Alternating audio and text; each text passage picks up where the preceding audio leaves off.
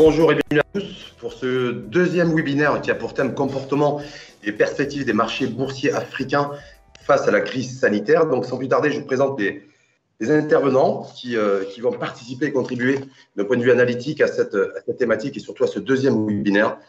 Donc Abla Elaoui, qui est président du directoire Attijari Intermédiation et Wafa Bourse. Abla Elaoui, je rappelle, qui a démarré sa carrière en finance des marchés en 2005.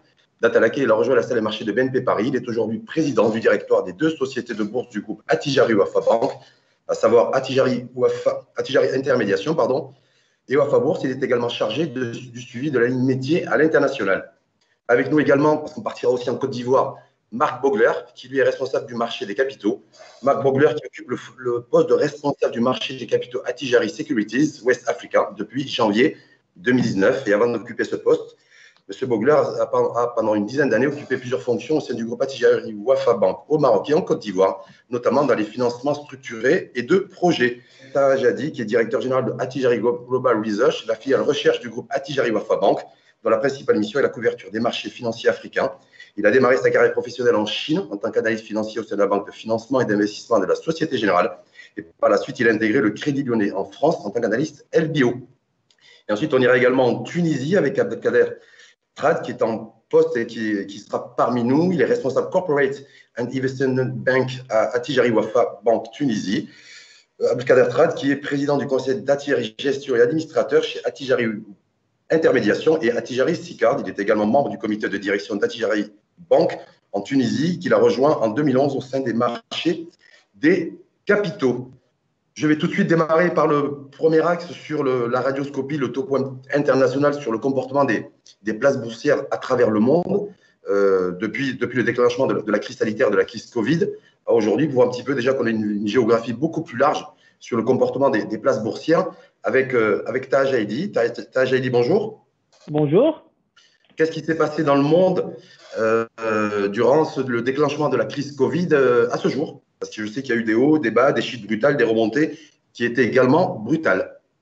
Exactement. Donc, tout d'abord, je pense qu'il est important de souligner que malgré le fait que cette crise sanitaire, elle a débuté début janvier, elle a débuté son expansion et sa propagation dans le monde début janvier 2020, les marchés financiers n'ont ressenti ce choc qu'un mois et demi après, et plus précisément le 14 février 2020.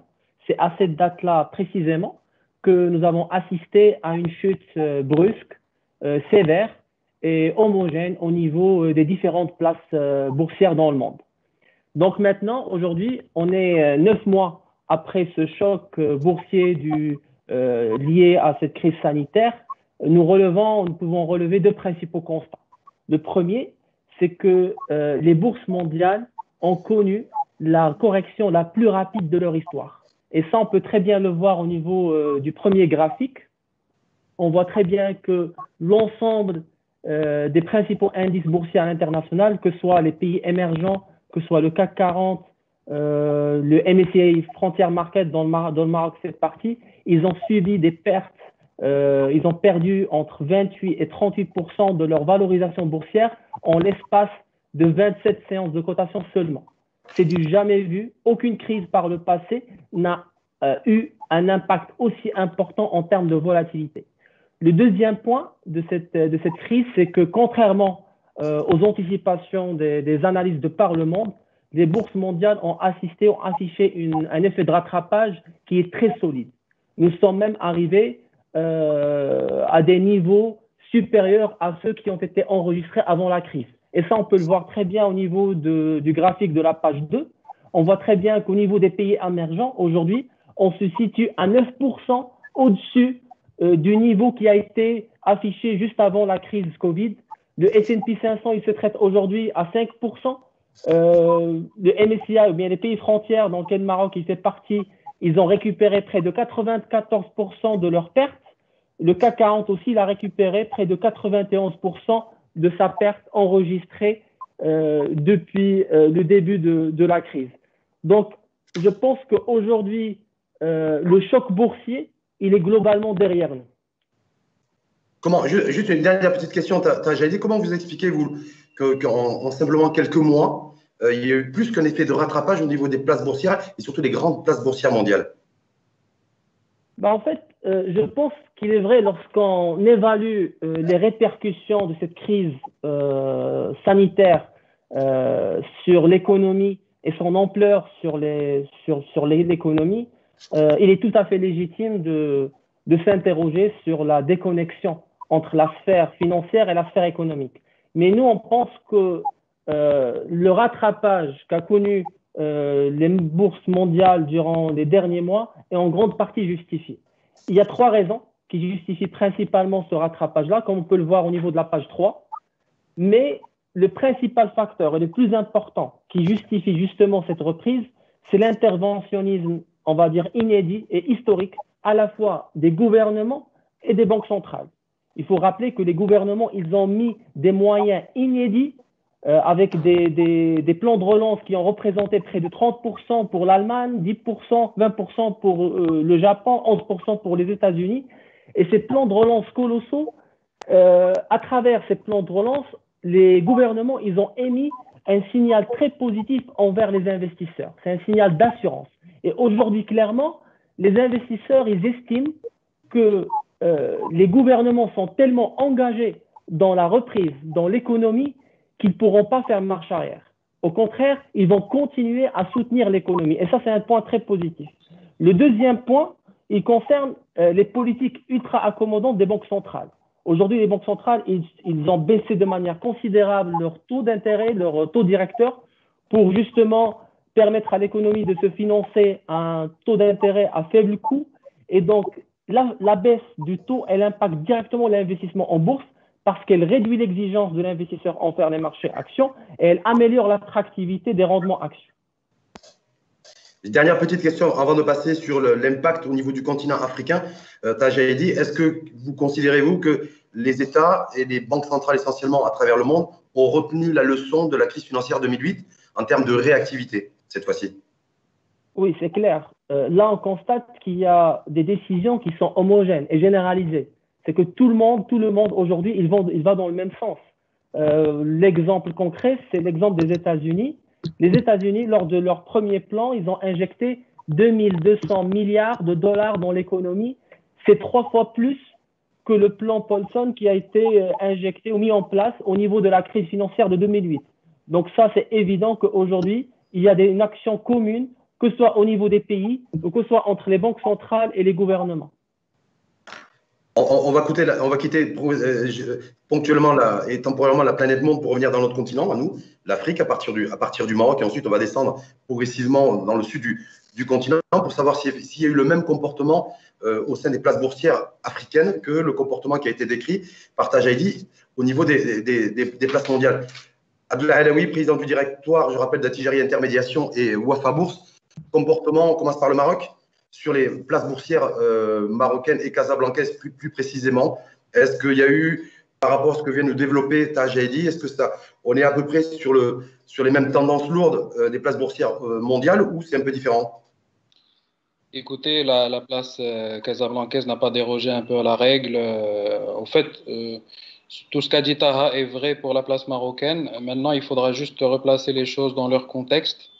Juste avant en fait le déclenchement de la pandémie, au fait on a assisté à un arbitrage envers le marché action parce qu'au fait on évoluait dans un contexte de taux bas et au fait cela a incité les investisseurs à prendre plus de risques et venir sur le marché action vu le différentiel qui existait entre les produits de taux et le rendement que promettait le marché action. Donc, on a vu que quelques investisseurs, même ceux d'entre eux qui n'avaient pas vocation à avoir de l'action dans leur portefeuille, ont franchi le pas et ont investi dans ce marché-là.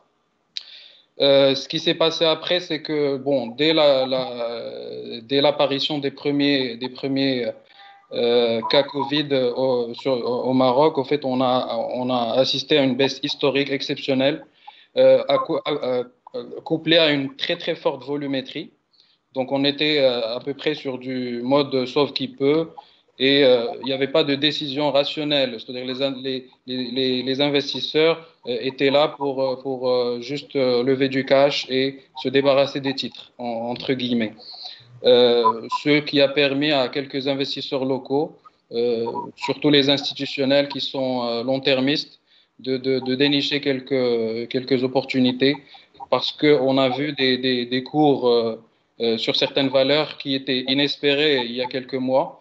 Donc, pour les gens qui sont investisseurs sur le long terme, ils ont franchi le pas et ils ont essayé de, de faire leurs emplettes sur le marché. Après, on a assisté à une accalmie. Donc, après le sell-off, il y a eu une accalmie après certaines mesures qui ont été prises par le régulateur et la Bourse de Casablanca pour raccourcir la durée de cotation ou au fait de diminuer un peu les seuils de variation. Donc, on est revenu un peu à un calme qui s'en est suivi au fait un assèchement des liquidités et une période d'attentisme qui a trop duré, je trouve, en l'absence de catalyseur, en fait. Est-ce qu'il y a un effet différencié? On l'a vu à travers le monde. Les places boursières ont commencé, après une chute brutale, à remonter aussi très vite et très brutalement à partir du mois d'avril, mai dernier.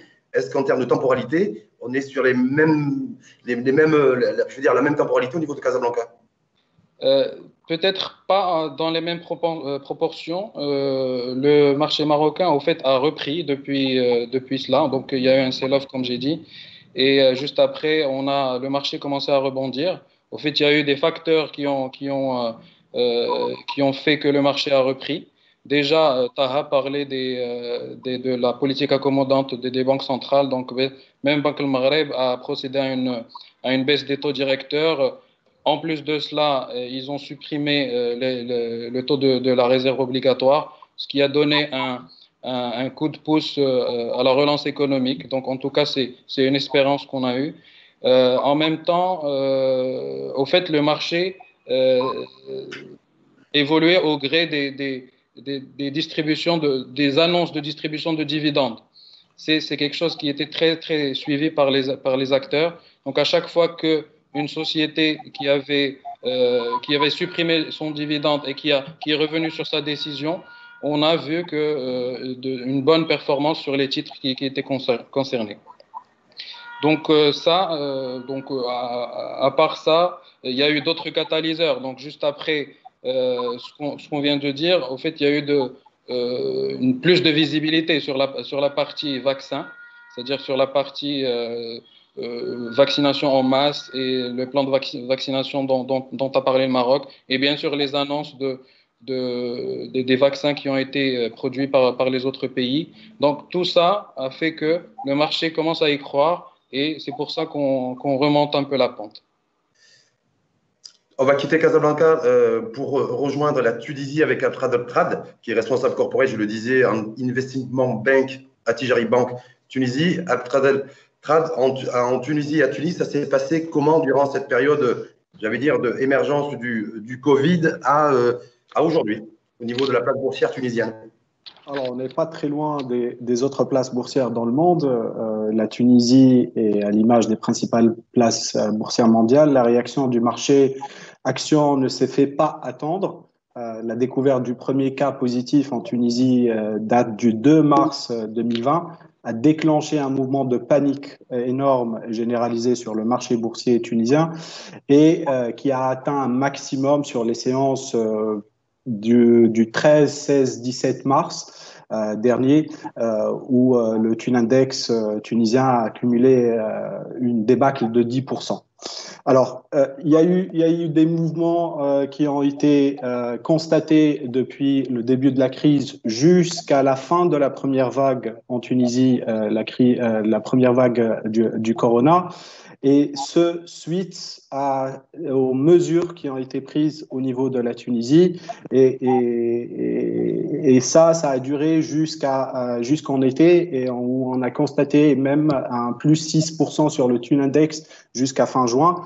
Et juste un deuxième stade qui a commencé à partir de l'été jusqu'à aujourd'hui, où on a vu une descente et une chute sur le Tunindex tunisien. Et ça, c'est principalement suite à la crise du Covid, mais principalement à ce qui se passe sur les finances au niveau de la Tunisie.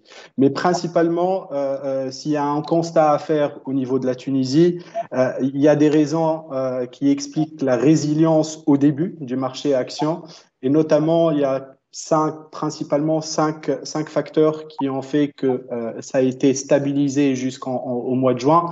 Tout d'abord, le faible bilan de la crise Covid, le faible bilan humain suite à la première vague. Ça, c'est une première chose. La deuxième chose, Abdallah tout à l'heure l'a mentionné, ça a été le même cas au Maroc qu'en Tunisie, où on a réduit la fourchette d'intervention au niveau de la bourse de Tunis. On est passé de plus ou moins 6% à plus ou moins 3% sur la fourchette.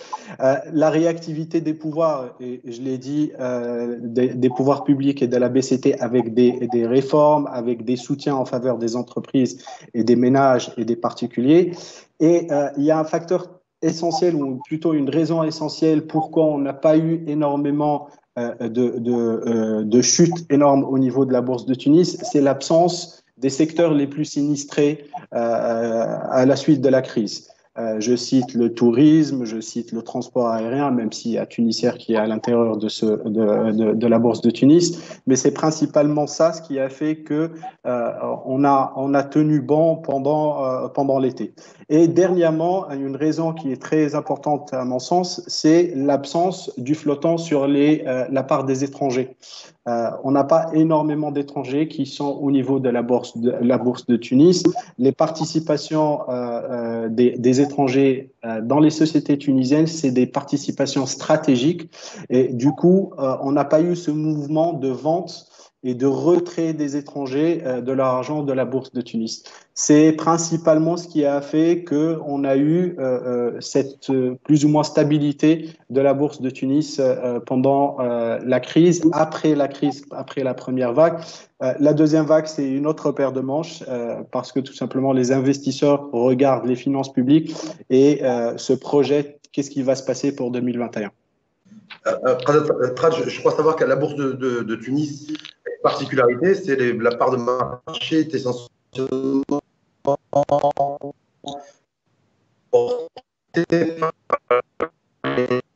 particulier. Je suis désolé, ça a coupé.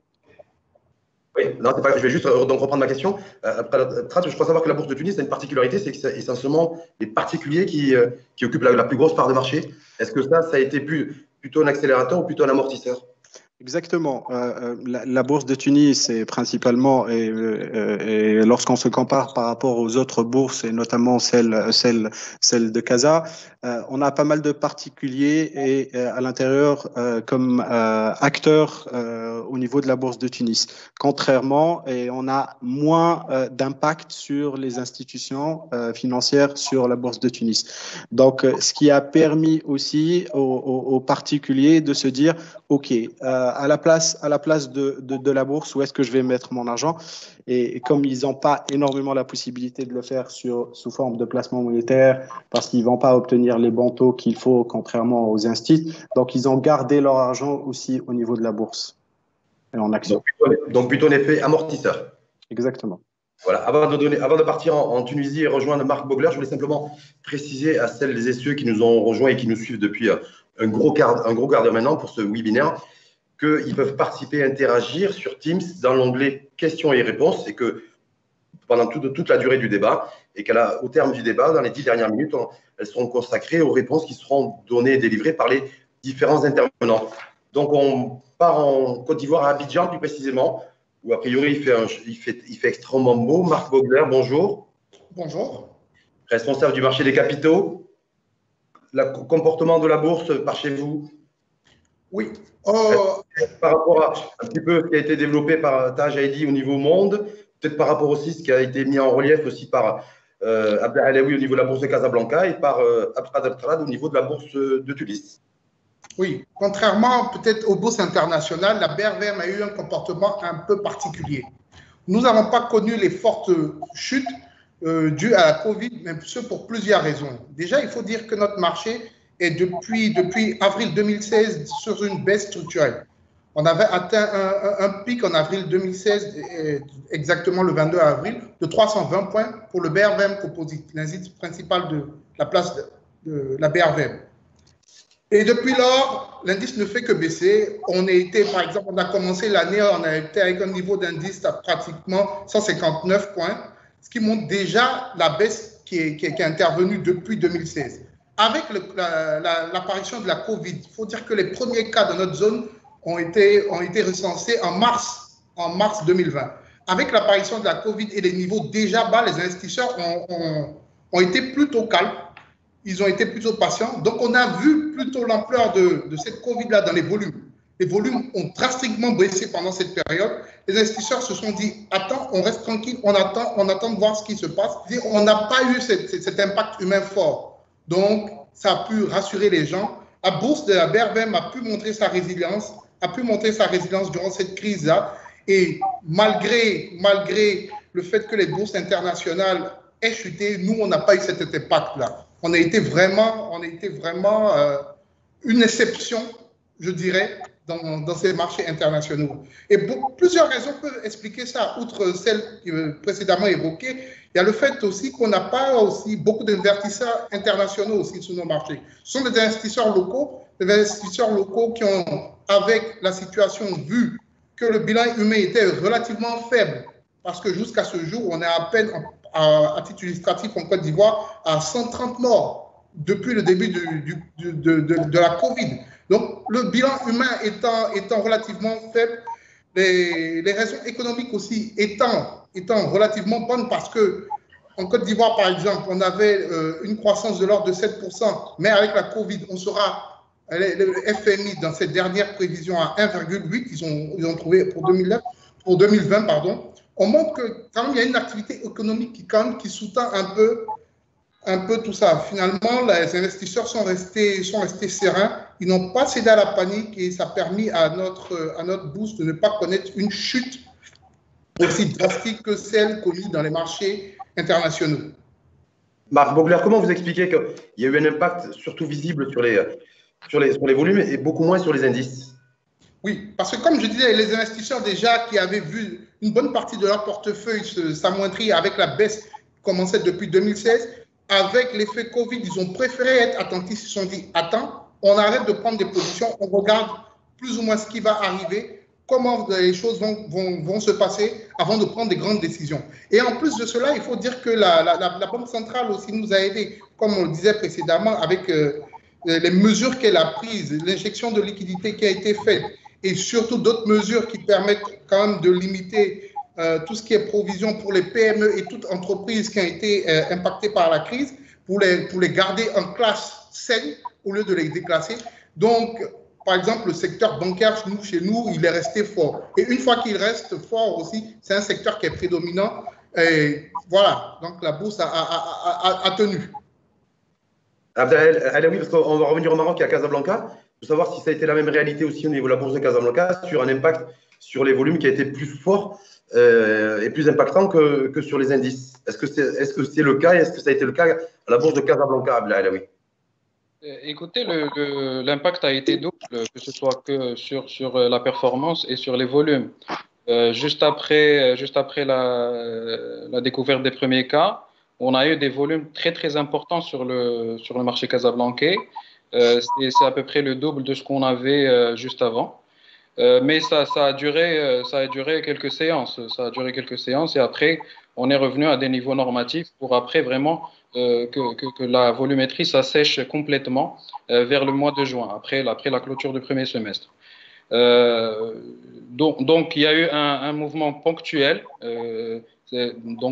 qui a été développé par la crise, bien sûr, et le mouvement de vente qui a eu lieu. Et après, on a vu que les investisseurs ont repris leurs esprits et ils sont revenus à des décisions plus rationnelles, c'est-à-dire d'attendre des catalyseurs pour prendre des décisions, justement pour se positionner sur d'autres valeurs sur le marché marocain. Abdelkader Trad en Tunisie, comportement de la bourse tunisienne aussi, est-ce que c'est pareil, ça a été plus impactant sur les volumes que sur les indices ou pas? Alors, c'est à la fois sur les volumes et sur la performance, même si pour l'année 2020, on a eu à peu près la même moyenne d'échanges de capitaux en quotidien. L'année dernière, c'était du 5,4 millions de dinars par jour en moyenne pendant les séances. Et cette année, c'est à peu près moins que 5 millions de dinars. Donc, l'impact n'est pas énorme, mais de toute façon, il est là. Et sur les annonces qui ont été faites, vous parliez des pouvoirs publics. Tachedi nous a dit effectivement le rôle des différentes banques centrales à travers le monde, y compris au Maroc ou y compris en Tunisie. Les différents plans de relance, ce qui a été annoncé depuis quelques semaines par le gouvernement tunisien, est-ce que ça donne aussi une nouvelle perspective, une nouvelle dynamique? Bien sûr, ouais, comme toutes les banques centrales dans le monde entier, de toute façon, avec la baisse du taux directeur, tout à l'heure mes collègues parlaient de ça, la BCT ou la Banque centrale tunisienne a baissé de 2 fois le taux directeur de 150 points, donc on a atteint du 6,25%. Ça, c'est d'un côté. Après, les mesures qui ont été prises pour encourager les entreprises et les aider en termes de trésorerie et à dégager de la trésorerie avec le rééchelonnement des crédits bancaires. Il y a eu aussi un rééchelonnement au niveau des crédits des particuliers. Tout ça a redonné espoir et redonné confiance aux investisseurs de se dire, voilà, il y a des mesures derrière. Comme ça, il y a un gouvernement, il y a une banque centrale qui lutte contre le rétrécissement économique de la crise sanitaire. Et ça, c'est bon pour le marché de placement ou plutôt pour le marché action? Bien sûr, parce que ça redonne confiance aux investisseurs pour aller en action cotée et surtout, maintenant, il y a d'autres mesures qui ont été prises, hein, par exemple l'instauration l'élévation du RS sur la retenue à la source sur les placements monétaires, ce qui a permis en fait aux institutions financières ou même les gros clients à ne pas à retirer leur argent en termes de placement monétaire et de le replacer un tout petit peu sous forme d'equity, tout simplement parce qu'il y a cette retenue à la source qui est passée de 20 à 35%, ce qui les oblige un tout petit peu à avoir moins de rendement. Donc, ils ont viré une partie de leur argent et de leur placement au niveau de la bourse. Marc Bogler, en Tunisie, je crois que tout est, en Côte d'Ivoire, pardon, tout est revenu un peu dans l'ordre, parce qu'après quelques incertitudes lors de la tenue des élections présidentielles, qui a vu d'ailleurs le président sortant être réélu. Est-ce que ça, accompagné, doté d'une politique de relance, ça donne aussi une nouvelle impulsion? Oui, ça donne une nouvelle impulsion. On a constaté que ces derniers jours, une certaine stabilité quand même de l'indice. Il était sous une baisse depuis un certain temps, mais depuis pratiquement 2 semaines, il est aussi autour de 130 points. Donc, les choses sont devenues plus stables. On pense qu'on a essayé d'atteindre déjà le bas et l'abysse, on dira ainsi, et les choses repartiront parce que les perspectives restent bonnes quand même. On a une économie qui est encore dynamique, on a des entreprises qui ont une bonne marge bénéficiaire encore. Donc, les perspectives sont bonnes, les choses devraient aller et je pense que les investisseurs ont pris conscience de ces faits-là et tout part pour l'instant, en tout cas, sur de bonnes auspices. Est-ce qu'il y a des secteurs d'activité qui sont redevenus, qui ont retrouvé en tout cas leur attractivité, ou alors il y a de nouveaux secteurs qui ont émergé, qui pourraient se montrer attractifs demain? Oui, bon, par exemple, il y a un secteur quand même qui a montré sa résilience, c'est celui des finances quand même. Une fois avec les mesures de la Banque centrale et tout, ils ont montré une forte résilience. Pour l'instant, toutes les publications sur le T3 les publications sont bonnes. On a eu plus de peur que de mal. On se rend compte que les banques ont conservé une bonne marge bénéficiaire. Donc, voilà, c'est un des secteurs sur lesquels les gens commencent à regarder un peu plus. C'est vrai qu'il avait commencé, à un certain moment, on avait des incertitudes là-dessus, mais voilà, c'est un des secteurs qui commence. Par contre, on a eu un secteur qui s'est comporté un peu différemment quand même des autres, c'est celui des télécoms. Parce que bon, la bourse de la BRVM a une valeur surreprésentée, c'est celle de la Sonatel qui est dans les télécoms, qui fait à elle seule un tiers quand même de la capitalisation du marché, qui voilà, a connu quand même depuis le début de l'année une petite baisse elle a démarré l'année proche de 16 000 et aujourd'hui, elle est à environ 12 000, on va dire 11 900 dans les derniers chiffres. Mais bon, c'est des raisons intrinsèques. C'est des raisons intrinsèques qui ne sont pas forcément liées à la Covid. Oui, est-ce que chez nous, je crois savoir que les télécoms se sont montrés dynamiques depuis, voire hyper dynamiques depuis le déclenchement de la crise sanitaire, et puis le sont toujours, non? Par rapport à la bourse casablancaise.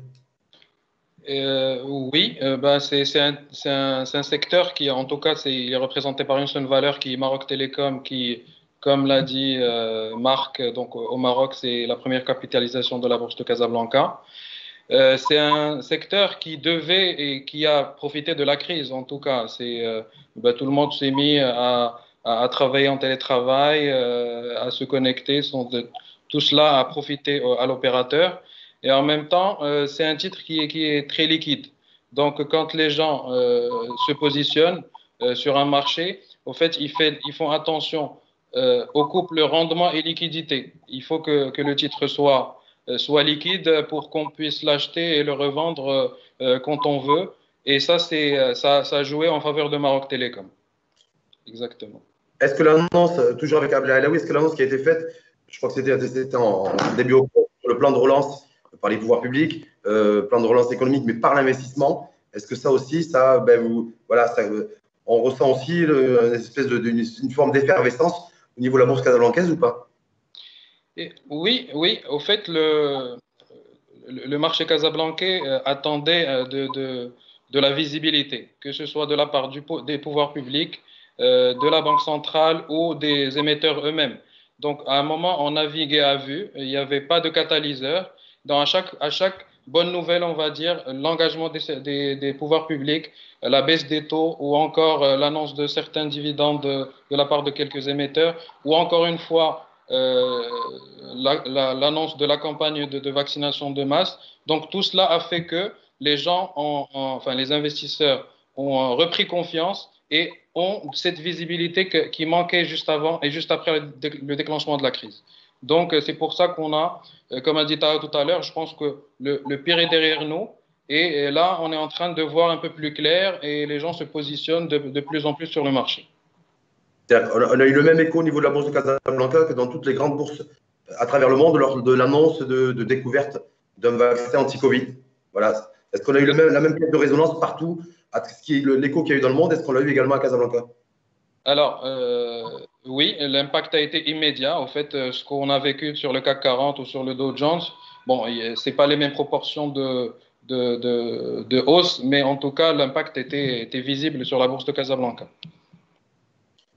À Trad, en Tunisie, à Tunis plus précisément, est-ce que lorsqu'il y a eu l'annonce qui a été faite il y a quelques semaines par un grand laboratoire US américain, adossé d'ailleurs à un laboratoire public allemand, BioNTech pour ne pas le citer, est-ce qu'il y a eu un effet aussi de la même caisse de résonance à Tunis? Oui, exactement. En fait, tout le monde ici parle d'une échéance du mois de février 2021 où les choses vont s'améliorer, Inch'Allah, pour tout le monde. Maintenant, l'impact réel sur ça, sur cette décision-là du vaccin, on ne le voit pas réellement en termes de bourse ou en termes de confiance des investisseurs, mais tout le monde en parle ici et on voit le bout du tunnel, Inch'Allah, sur cette crise. Marc Bogler en Côte d'Ivoire, à Abidjan, lorsqu'on a eu cette annonce, je ne vais pas dire effet d'annonce, en tout cas une annonce d'ailleurs qui a été suivie d'autres annonces de découverte par des laboratoires d'un vaccin anti-Covid, est-ce qu'il y a eu un effet sur la bourse, la BRVM? La BRVM, non, il n'y a pas eu vraiment d'impact. Comme je dis ici, chez nous, le bilan humain dans notre zone est vraiment relativement faible. J'ai dit à titre illustratif, en Côte d'Ivoire, depuis le début de la pandémie, c'est 130 morts. Donc, les choses sont redevenues normales. On n'a pas connu le confinement comme ont connu la plupart des pays. Oui, il y a eu des mesures. À un certain moment, il y a eu un couvre-feu, il y a eu certaines mesures. Mais quand on a vu que l'impact dans nos pays n'était pas aussi fort à l'international, je pense que dans les habitudes, les gens, ils ont déjà oublié la Covid. La Covid est derrière nous dans notre zone. Donc, l'impact l'effet du vaccin n'a pas été vraiment un impact de ouf parce que la Covid semble être derrière nous. Et Abdelalaoui, que je vais retrouver tout de suite. Est-ce que c'est le même sentiment que vous partagez que Marc Bogler? On est passé au le Covid est derrière nous. Aujourd'hui, c'est la campagne de vaccination. Et puis, c'est l'espoir qui renaît aussi au sein des populations et des populations, y compris les populations d'investisseurs, dans cette notion aussi d'investissement et de prise de risque. Je pense que les investisseurs reprennent espoir. Maintenant, peut-être qu'il faut rappeler un peu la structure du marché marocain. C'est un marché qui est assez fermé, qui est drivé par les investisseurs institutionnels, en plus des OPCVM qui représentent à eux deux à peu près 80% du marché. Donc, et au fait, ces investisseurs-là n'ont pas vraiment d'alternative de placement à l'étranger. Donc, l'arbitrage est difficile. Au fait, ils sont un peu tenus de voir ce qui se passe sur le marché et d'investir dans ce marché-là. Donc, ils s'accrochent à chaque bonne nouvelle qui est là. Et en même temps, je pense que des bonnes nouvelles, il y en aura avec la vaccination qui va se faire prochainement. Il y a un point, je pense, j'allais l'aborder tout à l'heure, mais j'en parle tout de suite. Il y a le marché marocain qui prend de l'ampleur, si vous voulez, où le poids du marché marocain a augmenté dans un indice international. Donc, le marché marocain va être de plus en plus sous les radars des investisseurs internationaux parce qu'il passe de 8,5% dans l'indice MSCI Frontier à 13,5%, ce qui fait de lui le deuxième marché dans cet indice-là. Et ça va être un peu difficile pour les investisseurs étrangers de l'ignorer dans leur placement, dans leur politique de placement. Donc, tout cela vient en soutien au marché et vient donner des perspectives bonnes pour le marché casablancais. S'ajoutant à cela, au fait, le différentiel entre le rendement sur certaines valeurs de la cote et les taux obligataires qui donnent des rendements assez faibles pour le moment. Donc, cet arbitrage, je pense qu'il va continuer avec toutes ces bonnes nouvelles. L'arbitrage vers le marché action pourrait continuer, mais encore une fois, il faut être sélectif et très regardant sur les aspects, sur certains aspects des valeurs cotées.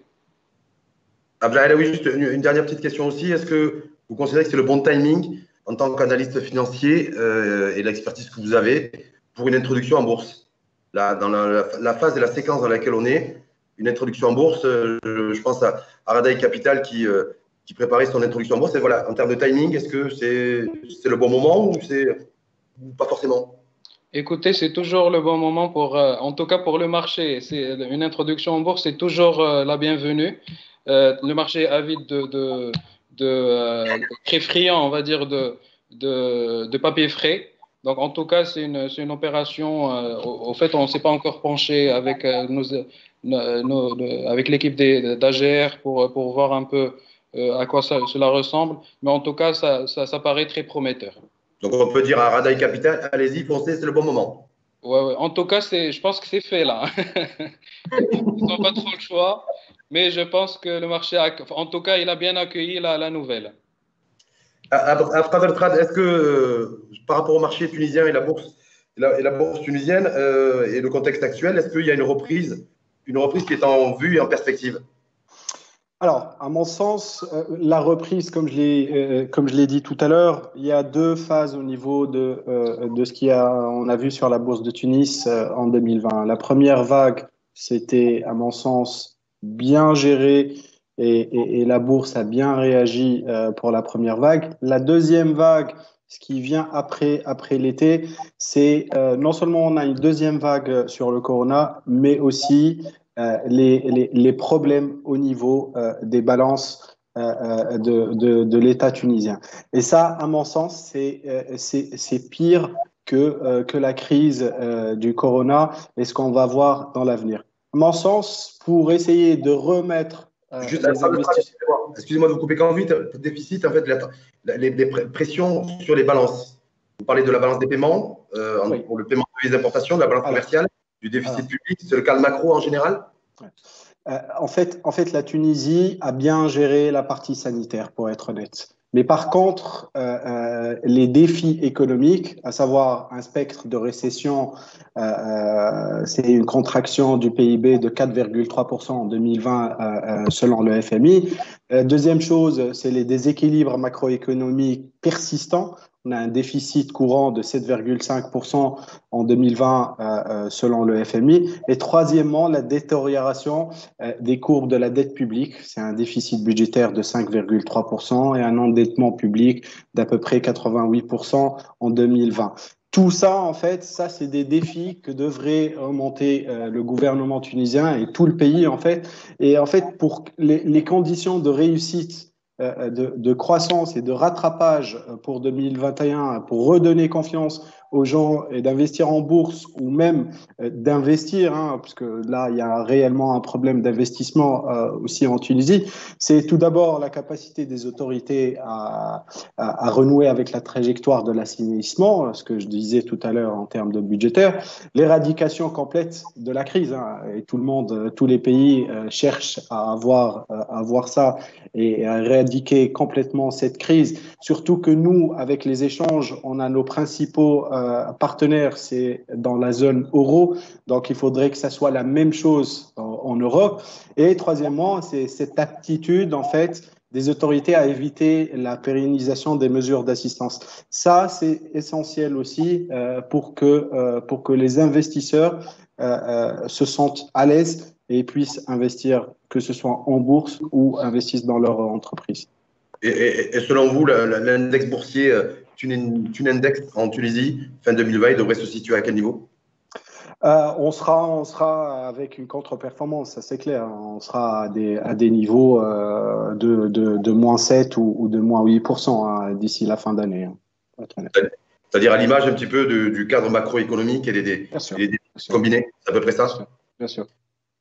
Marc Bogler, en Côte d'Ivoire. Oui, en Côte d'Ivoire, les perspectives restent quand même bonnes. C'est vrai que dans la région, en ce moment, on est dans une zone en griffe électorale. La Côte d'Ivoire a connu sa période électorale.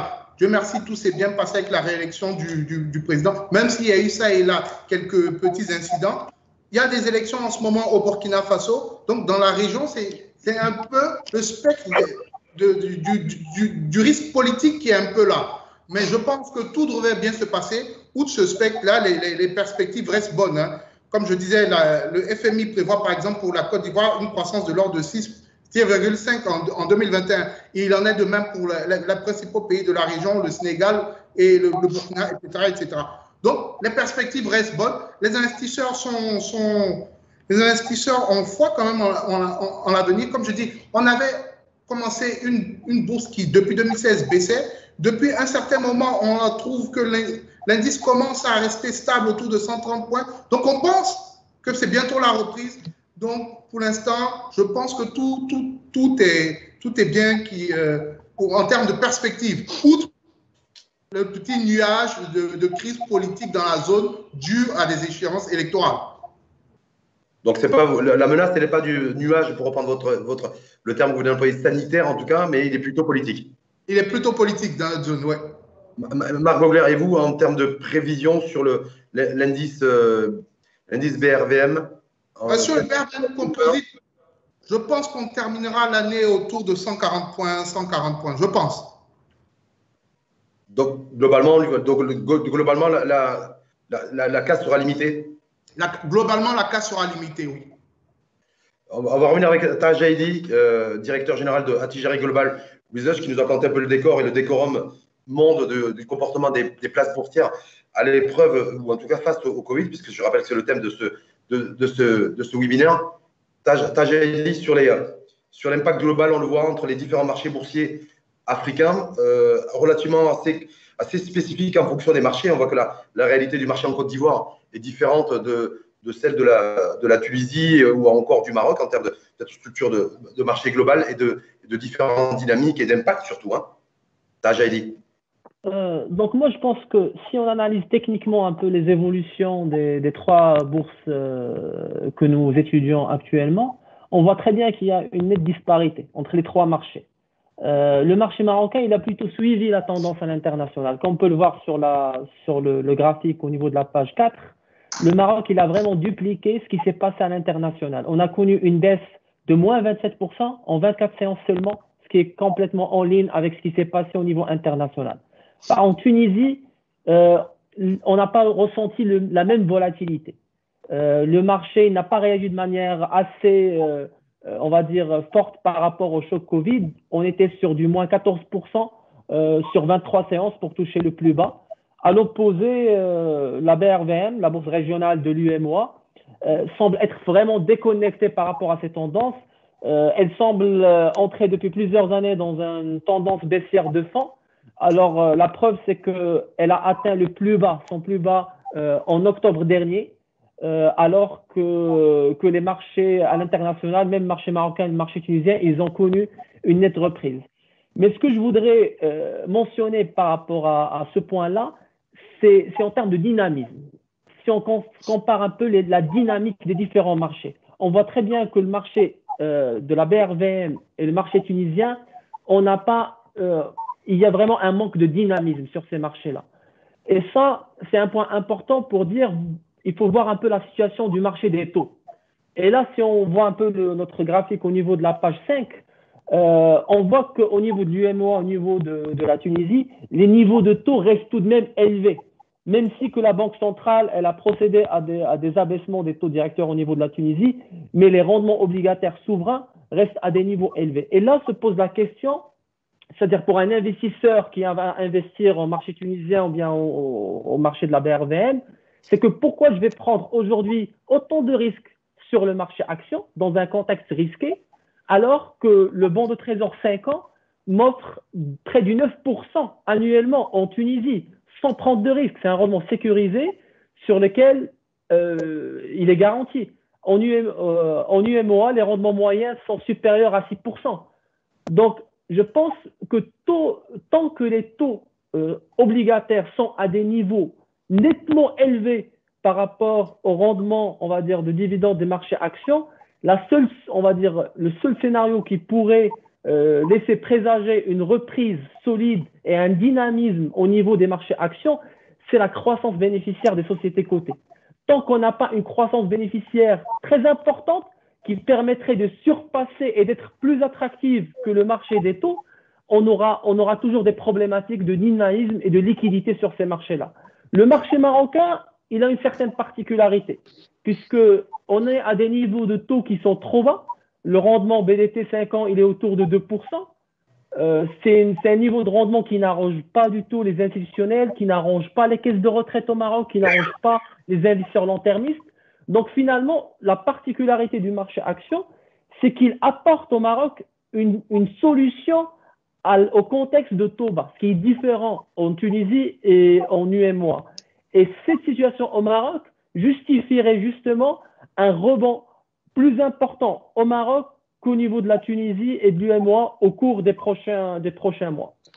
Est-ce que ça veut dire, Tajaïdi, en fait, que ce soit, même si effectivement vous l'avez bien mis en relief, situation différenciée entre le Maroc, la Tunisie et la Côte d'Ivoire, mais j'ai envie de dire, est-ce qu'il n'y a pas un dénominateur commun? C'est plus de compétitivité du secteur privé et c'est plus de croissance bénéficiaire, ce que vous avez également cité, pour effectivement faire en sorte de redynamiser aussi les différentes places boursières du continent. C'est clair. Aujourd'hui en Tunisie, pour moi, le principal facteur catalyseur qui pourra justifier et attirer en fait les investissements et les flux sur les marchés, c'est la croissance bénéficiaire, mais pas le dividende, tant que les taux sont à des niveaux élevés. Donc là, c'est vraiment lié à la dynamique économique, vraiment lié à la représentativité sectorielle de chaque bourse. Au Maroc, on peut dire qu'aujourd'hui, si les sociétés arrivent à préserver un niveau de croissance normative ou bien offrent des perspectives de croissance intéressantes sur le long terme, tout en préservant une politique de distribution qui est intéressante, cela pourrait justifier une poursuite de la hausse des cours. Le facteur commun pour moi qui existe entre les trois marchés, ce qu'on peut voir, c'est la représentativité du secteur financier. C'est que les trois marchés sont marqués par une surreprésentativité du secteur financier. En Tunisie, le secteur financier, il pèse 61% de la capitalisation boursière. Au Maroc, c'est près de 40% et en UMOA, c'est plus de 46%. Donc ça crée, en fait, ça justifie déjà aujourd'hui pour nous la sous-performance de ces indices par rapport aux pays émergents. puisqu'on voit très bien que en termes de taux de rattrapage, la Tunisie, elle a récupéré 95% de la correction, le Maroc 88%, l'UMOA 89%, mais les pays émergents, ils sont à 109%. Ils sont au-dessus des niveaux constatés pré-Covid. Et donc là, ça justifie pour ces pays-là leur sous-performance parce que le secteur bancaire, qui est sous-représenté au niveau de ces pays-là, a suivi une correction ou était parmi les secteurs qui ont été les plus touchés au niveau économique. Maintenant, ça pourrait laisser présager un potentiel de rattrapage beaucoup plus important de ces marchés en 2021. Parce que je pense honnêtement que si la situation sanitaire s'améliore en 2021 avec l'implémentation du vaccin, si on arrive à stabiliser un peu la situation sanitaire, le secteur bancaire a un retard important en termes de performance. Et si le secteur bancaire se rattrape en 2021 en termes de résultats et en termes d'indicateurs de risque, je pense que ces marchés-là pourraient représenter un potentiel intéressant de rattrapage en 2021. Après en Tunisie, place boursière de Tunis, est-ce que vous partagez l'analyse et les prévisions de Tajaïdi en 2021? C'est-à-dire, on est sur la vaccination, mais en même temps, il y a deux principaux défis, effet levier, sous-représentation du secteur bancaire, donc il faut repositionner le secteur bancaire comme effet de levier pour avoir un effet de levier au niveau de la bourse, et en même temps aussi, avoir aussi une politique d'économie réelle qui soit centrée sur plus de compétitivité, ce qu'a rappelé d'ailleurs le directeur le Wali de la Banque Al-Maghrib ici au Maroc, compétitivité, peut-être de la privatisation, ouverture de capitaux et plus de concurrence. Alors c'est vrai, hein, Taha vient de le mentionner, le poids des marchés financiers ou du secteur financier au niveau de la bourse de Tunis est très important. Et ce secteur-là, on a vu des difficultés, surtout avec les mesures que la Banque centrale a annoncées cette année, de ne pas distribuer des dividendes cette année sur l'exercice 2019 et de reporter tout ça pour les années à venir.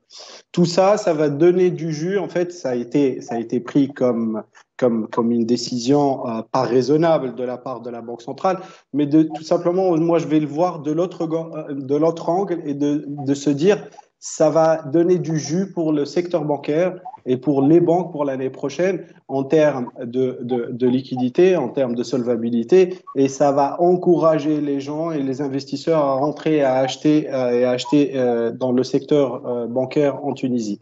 Reste, il y a des difficultés concernant le secteur bancaire. Il n'y a pas uniquement les bonnes banques, il y a aussi les moins bonnes. Et tout ça, il faudrait qu'on regarde précisément ce qui va se passer en termes d'impayés, en termes de provisions. Ce que va annoncer les banques au 31/12/2020 est très important.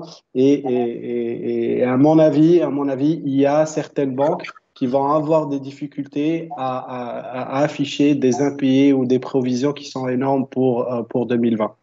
Après, le taux d'impayé en Tunisie, le taux d'impayé bancaire en termes de prévision pour fin 2020, il se situe à quel niveau? Le NPL au niveau du secteur bancaire actuellement, c'est une moyenne de entre 13% et 14%.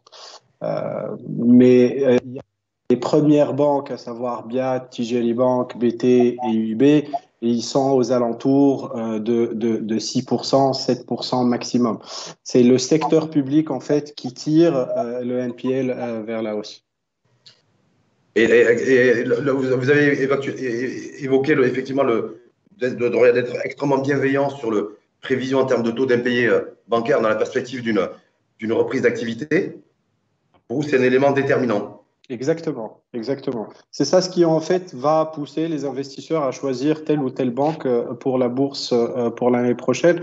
Et c'est très important pour nous et de regarder la solidité et la stabilité de ces titres-là financiers, parce que comme l'avait mentionné Taha, c'est le poids du secteur financier est très important sur la bourse de Tunis. Ce que j'ai lu aussi entre les lignes de votre propos, c'est qu'on pourrait aussi s'attendre à un scénario.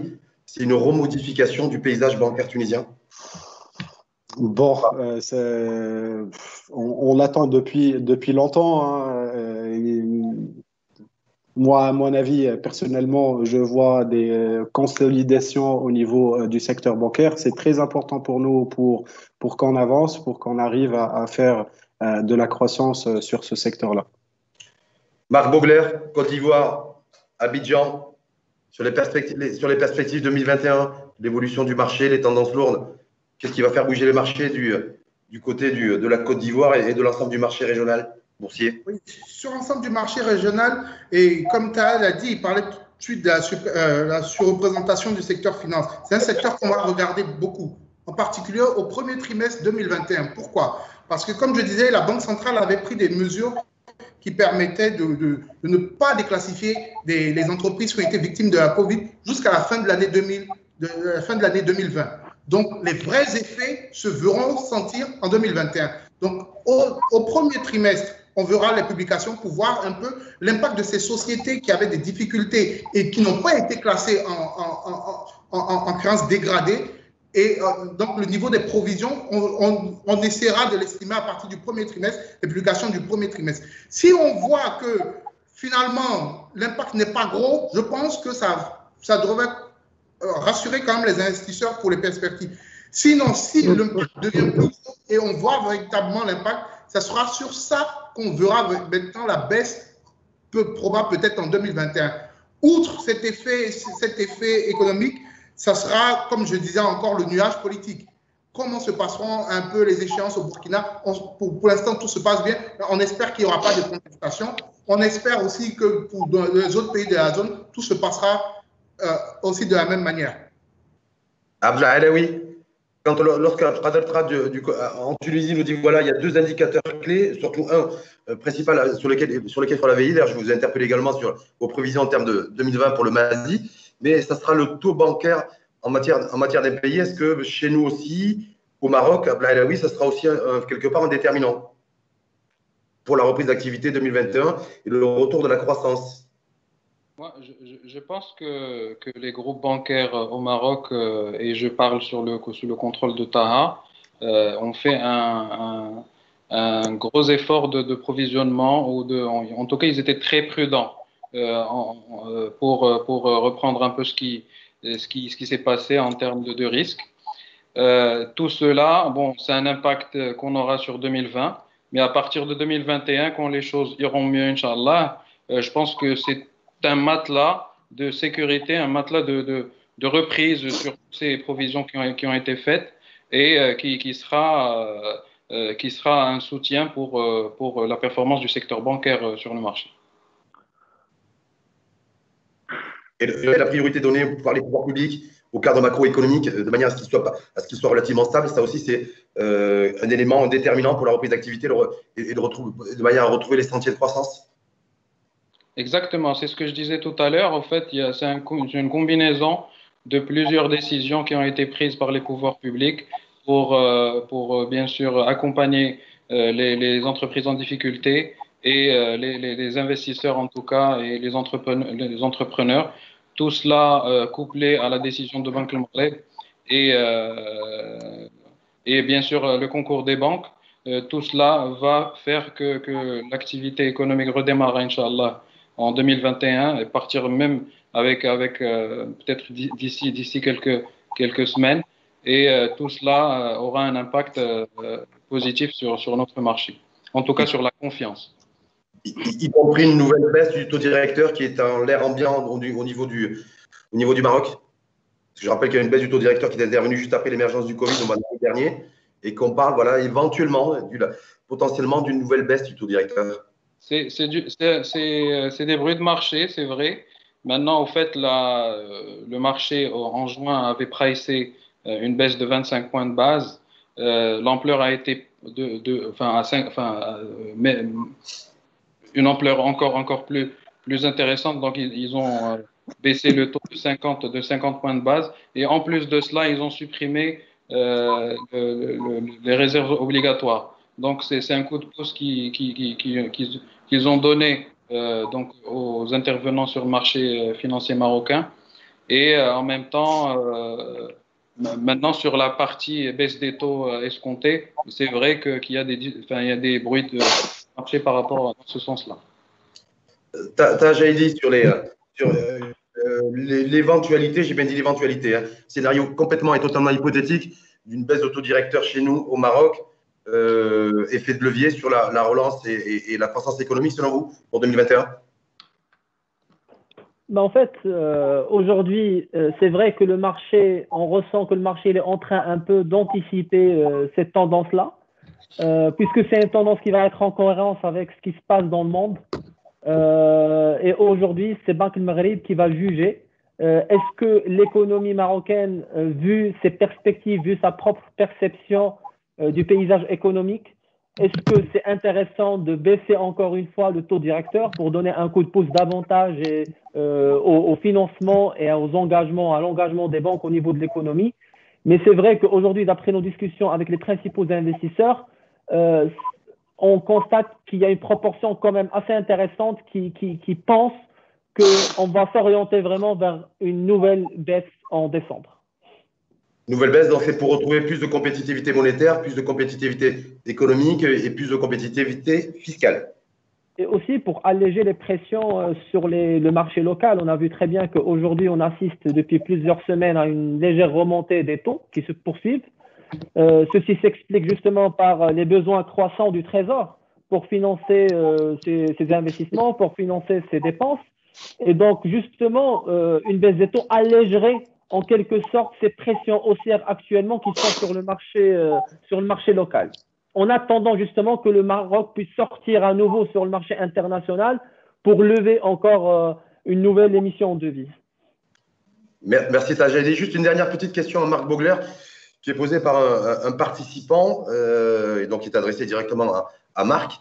Comment s'est comporté le coût du risque des banques, le coût du risque bancaire, au niveau de la zone UEMOA? Oui, au niveau de la zone UEMOA, comme je le dis encore, avec les mesures prises par les banques centrales, on remarque sur les publications qui ont été faites, par exemple, jusqu'au T3, l'impact reste quand même moindre. C'est vrai que certaines grosses banques de la place ont été plus prudentes, donc on fait des provisions, mais bon, le coût du risque reste bon an, mal an, proche des niveaux qu'on avait à l'époque. Comme je dis encore, il y a une grosse mesure prise par la Banque centrale qui a permis d'alléger un peu l'impact de la Covid. Donc, toutes ces entreprises qui avaient eu un impact du fait de la Covid ont été conservées en classe saine au lieu de les porter vers des classes, au lieu de les déclasser. Donc, je disais, l'impact se verra principalement au T1 de l'année prochaine parce que la mesure se termine au 31 décembre 2020. Donc, au-delà, on verra le réel impact. Merci Marc Bogler, mais merci également à Abdel Alaoui, président du directoire Attijari Intermédiation et Wafa Bourse. Merci à Marc Bogler, je rappelle responsable du marché des capitaux, qui est, voilà, on le voit, c'est la lumière naturelle, c'est le soleil, il était à Abidjan.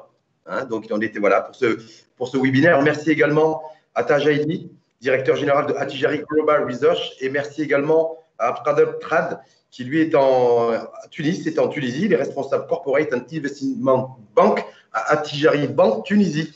Merci messieurs d'avoir participé, enrichi surtout, parce que c'était extrêmement important de ce deuxième webinaire qui avait pour thème comportement et perspectives des marchés boursiers africains face à la crise sanitaire. Donc le soleil revient et les rayons de soleil avec la vaccination, les vaccins qui ont été trouvés, il y en a 5-6 qui sont en phase 3 relativement avancés, mais bon, c'est pas ça qui va faire en sorte de retrouver nécessairement de la croissance monétaire et de la croissance économique. C'est aussi des ajustements monétaires par les banques centrales des différents pays et puis là peut-être des plans de relance qui vont favoriser la compétitivité dans l'économie réelle des différents pays du continent. Merci infiniment à vous. Merci. Très bientôt.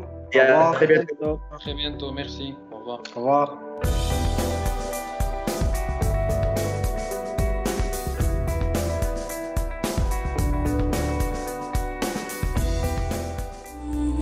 Attijari Wafa Bank, croire en vous.